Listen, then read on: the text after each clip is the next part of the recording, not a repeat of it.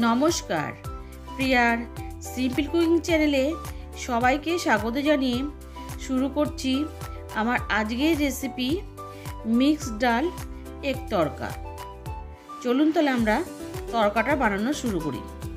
তড়কা বানানোর জন্য এখানে আমি মিক্সড ডালটাকে ভিজিয়ে রেখেছিলাম 4-5 ঘন্টা। তারপর ভালো করে ধুয়ে পরিষ্কার করে নিয়েছি। এখানে কিন্তু সব রকম ডাল আছে।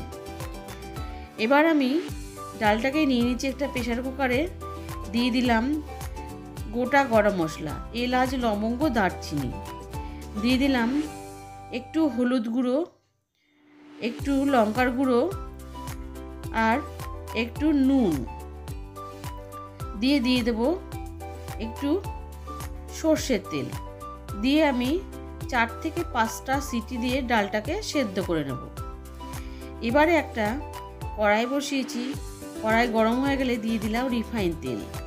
এবার আমি এর মধ্যে দিয়ে দিলাম 2টো ডিম,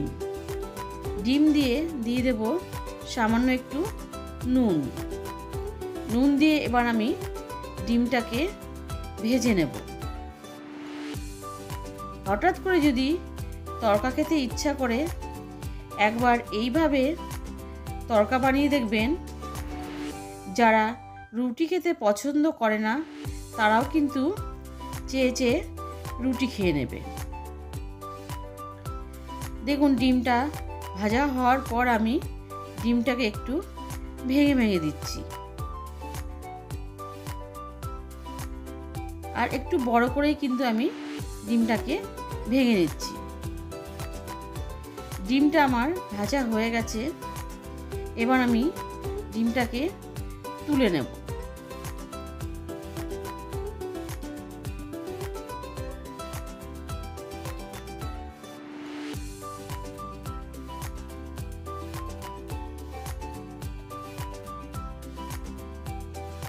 তুলে নিয়ে ওই তেলে দিয়ে দেব 1 চামচ বাটারটা দিয়ে বাটারটাকে মেল্ট হতে দেব।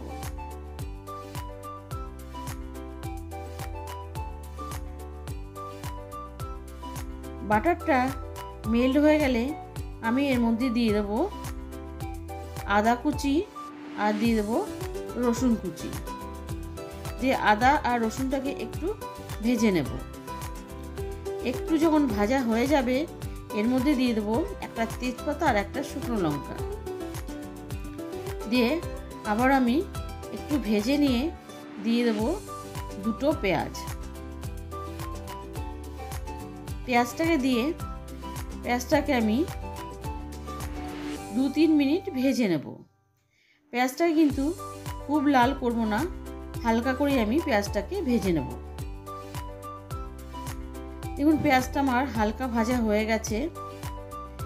এবার এর মধ্যে আমি দিয়ে দেব 2টো টমেটো কুচি আর দিয়ে দেব লঙ্কা কুচি। টমেটো আর লঙ্কাটাকেও আমি পেঁয়াজের সাথে আরও 2 মিনিট ভেজে নেব।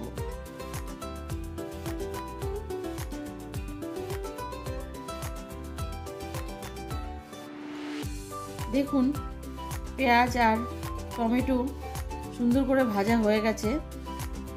এবার এর মধ্যে আমি অ্যাড করব কিছু গুঁড়ো মশলা, দিয়ে দেব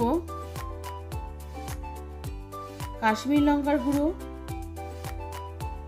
হলুদ গুঁড়ো, জিরের গুঁড়ো, দেব ধনের গুঁড়ো, দিয়ে প্রথমে একটু আমি 1 মিনিট মতন ভেজে নেব।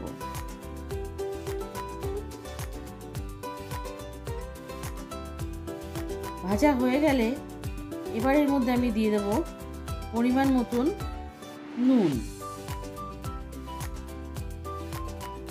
নুনটা দিয়ে আবারও আমি কষিয়ে নেব।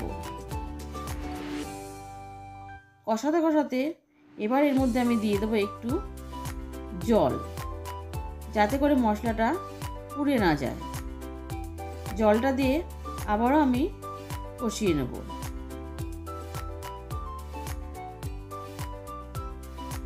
এবার এর মধ্যে দিয়ে দিচ্ছি একটু কস্তুরি মেথি। কস্তুরি মেথি দিয়ে আরও 2-1 মিনিট আমি মশলাটাকে ভালো করে কষিয়ে নিলাম। এদিকে দেখুন ডালটাও সুন্দরভাবে আমার সেদ্ধ হয়ে গেছে আর মশলাটাও ভালোভাবে কষানো হয়ে গেছে। এবার এর মধ্যে আমি ডালটাকে দিয়ে দেব। ডালটা দিতে দিতে এখানে বলে রাখি, আমার নিত্য নতুন রান্না দেখার জন্য আমার চ্যানেলটি যারা সাবস্ক্রাইব করেছেন তাদেরকে জানাই অসংখ্য ধন্যবাদ। আর আমার চ্যানেলটি যারা প্রথম দেখছেন তারা অবশ্যই আমার চ্যানেলটিকে সাবস্ক্রাইব করে আমার পাশে থাকবেন আর পাশে থাকা বেল আইকনকে প্রেস করে দেবেন। যখন কোনো আমি নতুন ভিডিও দেব তার আপডেট সবার আগে আপনাদের কাছে পৌঁছে যাবে। কথা বলতে বলতে এর মাঝখানে এখানে দিয়েছি আমি 1 চামচ তড়কা মশলা দিয়ে আবারও আমি ভালো করে কষিয়ে নিলাম। কষানো হয়ে গেলে এবার আমি এর মধ্যে দিয়ে দেব পরিমাণ মতন জল। প্রথমে 1 কাপ জল দিয়ে মিশিয়ে নিলাম। এখানে আমার আর একটু জলের প্রয়োজন আছে, সেই জন্য আমি আরও 1/2 কাপ মতন জল দিয়ে দেব। জলটা দিয়ে ভালো করে আমি তরকাটাকে ফুটতে দেব।